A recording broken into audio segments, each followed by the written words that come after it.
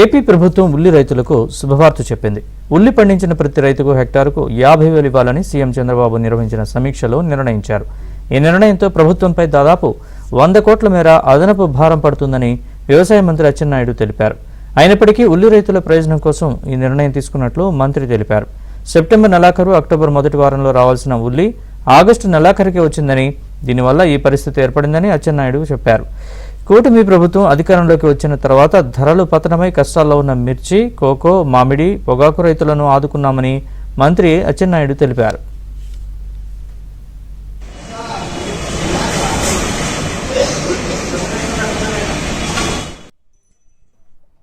కర్నూలు జిల్లాలో ఉల్లి రైతులు ఇబ్బందుల్లో ఉన్నారు. వారికి మనం ప్రత్యేకంగా ఆదుకోవాలనే ఉద్దేశంతో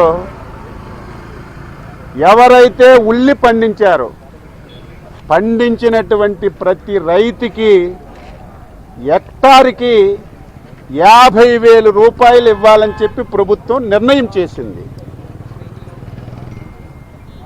ఇది నభూతో నభవిష్యత్ ఎవ్వరూ ఊహించని విధంగా, ఊహకందని విధంగా ఈరోజు ముఖ్యమంత్రి చంద్రబాబు నాయుడు గారు నిర్ణయం తీసుకున్నారు.